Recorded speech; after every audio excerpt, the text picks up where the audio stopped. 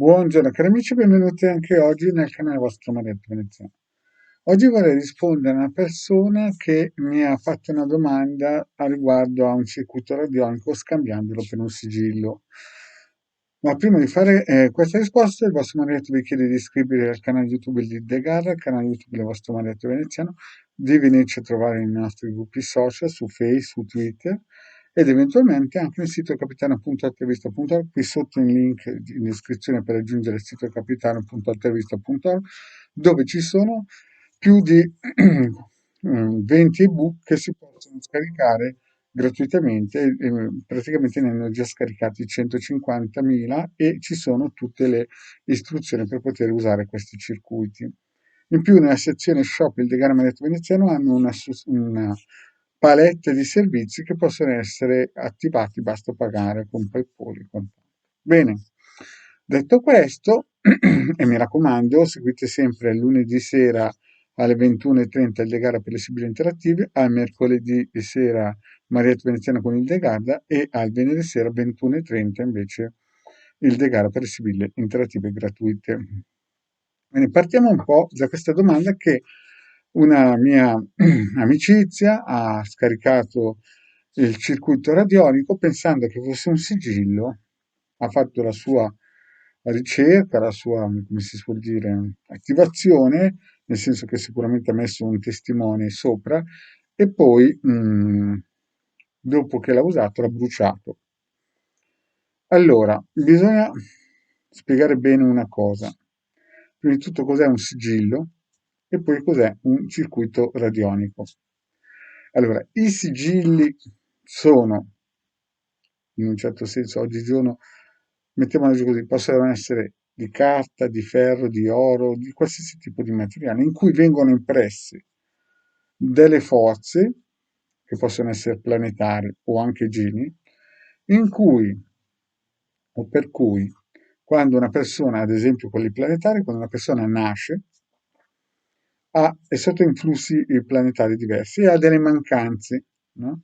Il sigillo è praticamente un contenitore di quelle forze mancanti planetarie che plasma il vestito eterico o aurico o astrale della persona, chiamiamolo poi come volete, e per tutta la vita cercherà di ricucire o cucire o rattoppare, chiamiamolo poi come volete, quella mancanza vibrazionale che può essere sul posto di lavoro, per il posto di lavoro, per l'amore, per la fortuna e per quello che voi volete. E qui siamo ai sigilli. Il problema che cos'è? Che un sigillo non si brucia mai, perché se no si va in debito karmico. È come uccidere una persona, perché anche dentro lì ci sono delle forze vive. Quindi quando uno parte già presupposto di bruciare, dimmi sui social, ho bruciato il sigillo per, praticamente se avesse fatto una cosa del genere, ho conosciuto una dottoressa che dopo un atto del genere ha incominciato a andare in entropia e molto probabilmente sarà anche già morta. È una dottoressa, poi oncologa, tra virgolette, che si era fatta fare un sigillo da una sorella massona, solo che la sorella massona non aveva messo dentro tra virgolette, un salvavita, tra virgolette, perché i sigilli possono essere anche rubati e quindi qualcuno può agevolarne. Allora bisogna costruire il sigillo sulla persona e bisogna sempre mettere dentro un'entità che nel caso venga rubato o venga rotto si disinnesca. Quindi quando uno brucia un sigillo vuol dire che è già sulla strada sbagliata. Invece il circuito radionico, no, è un'altra cosa, non è che un vestito vibrazionale che copre il bisogno della persona, è una forza come la corrente elettrica, solo che è una onda di forma, no, che praticamente dà questa energia, ma non tutto nel corpo aurico, cioè nel senso, non coprendo il buco del corpo aurico, lui spara questa forza, no, che può essere, ad esempio, un pianeta, una forza planetaria, oppure la rappresentazione di una forza planetaria, oppure la rappresentazione di un bisogno, dell'amore, del coraggio, della sincerità, dell'armonia, della gentilezza e quant'altro, no?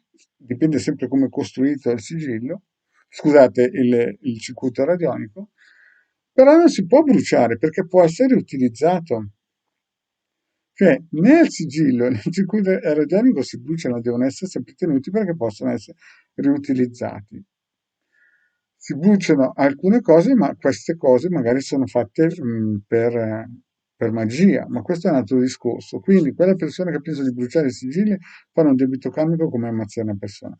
Quelle persone che invece bruciano i circuiti radionici non fanno nessun tipo di debito karmico, ma sbagliano per il semplice fatto che il circuito radionico è proprio una macchina vibrazionale che vi può servire per altre ore e non bisogna per forza bruciarlo, anzi bisogna plastificarlo e tenerlo per eventualmente altri momenti. Un circuito radionico generalmente viene usato massimo un mese. Chiaro, poi ci sono quelli di amore universale, quelli del coraggio, quelli della spensieratezza, quelli del vogliamoci tutti bene, che possono essere sempre tenuti attivi perché non fanno nessun tipo di danno collaterale. Bene, cari amici, grazie di avermi seguito fino a qui e vi rinnovo l'invito a venirci a trovare nelle nostre sibille interattive lunedì, mercoledì e venerdì. Grazie cari amici e alla prossima, ciao!